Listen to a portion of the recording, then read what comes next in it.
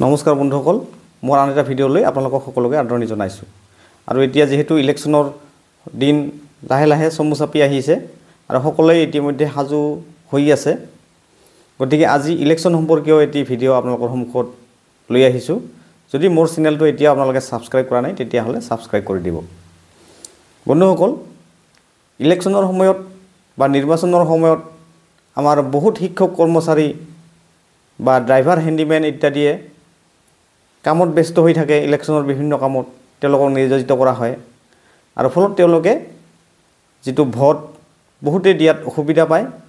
বা বহুতে দিব নোৱাৰে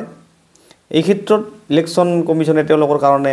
পোষ্টেল বেলট যোগে ভোট দিয়াৰ এটা সুবিধা প্ৰদান কৰিছে কিন্তু পোষ্টেল বেলট যোগে এওঁলোকে ভোট এপ্লাই কৰিলেও দেখা যায় বহুত ক্ষেত্ৰত তেওঁলোকে সঠিক নিয়ম পালন নকৰাৰ কাৰণে পোষ্টেল বেলটৰ ক্ষেত্ৰত তেওঁলোকৰ ভোটসমূহ কাউন্টিংৰ সময়ত হয়তো গণনাৰ বিবেচনাধীন নহয় এই ক্ষেত্ৰত এটা ফৰ্মুলা আছে হেতু হৈছে যেটো পোষ্টেল বেলটৰ যি তিনিখন ফৰ্ম দিয়া হয় ভোট দিবৰ কাৰণে 13A 13B আৰু 13C প্ৰথমতে যিখন কভাৰ সেইখন হৈছে 13C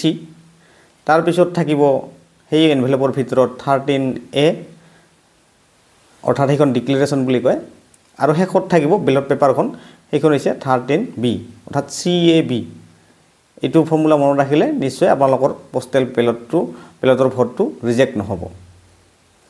এই ক্ষেত্ৰত আপোনালোকে যিখন ডিক্লেৰেশ্যন থাকে ডিক্লেৰেশ্যনখনত আপোনালোকে জানে যে তাতে এজন গেজেটেড অফিচাৰৰ সাইন লাগে তাৰ পিছত নিজৰো কিছু সহি বা আপোনাৰ ঘৰ কোড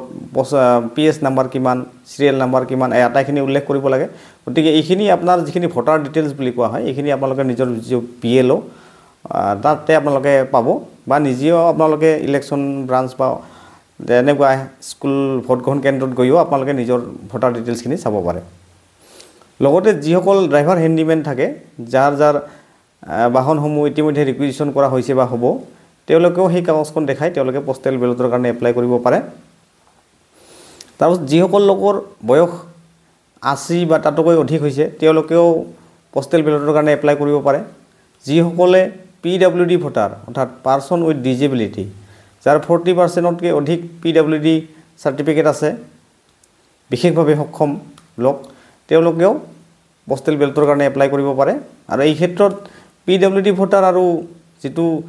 আখিৰ উদ্ধৰ ভোটাৰৰ কাৰণে ঘৰত